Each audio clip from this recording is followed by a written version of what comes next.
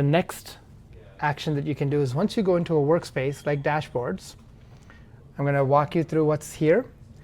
The media contains all of the files and the content.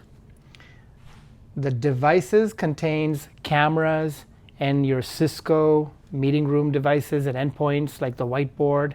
And then you also have a camera here if you ever want to go ahead and use the presenter camera in order to put yourself onto the video wall in a meeting type environment. So what we have under the media under dashboards are a whole bunch of content. I'm going to pick it up. So anytime you want to move content, just long press and move, long press, and then zoom or rotate. So what I'm now going to do is pull up all of these dashboards. I can place them where I want to place them roughly. And there's a small button here that's a grid icon. And if I click it, it'll automatically arrange everything. So I can also collapse this media bar, click that button, and all the dashboards come up. Now, one of the neat things with this particular touchscreen is it's controlling this huge LED wall. So this small display is mirrored over here.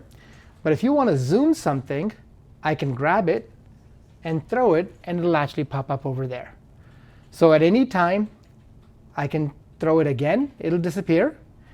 But at the same time, I can actually throw any type of content, pick any one. Now, if I want to zoom two different documents, I can hit Escape on the monitor, and it will zoom on here. So if I hit Escape again, it'll disappear. The last thing I'm going to do is show you that there's a pen here. So I absolutely can pick up that pen and circle and highlight. Now, how long does that stay on the screen? Right now, it's set to a couple of seconds. Okay. So on the menu right there, under the settings, you can see that this is set to 2 seconds. I can actually change that to whatever time that I want. Okay. But 2 is basically the default. Okay. So as soon as I do that, it'll disappear. Now, I can also go into that menu and go pen. If I go pen, it's permanent. If I go highlighter, it's also permanent. And then I have the eraser right here. I can erase from the back of the pen, Okay. just like a normal pen. And I can go into the disappearing ink mode, where I actually don't have to erase it.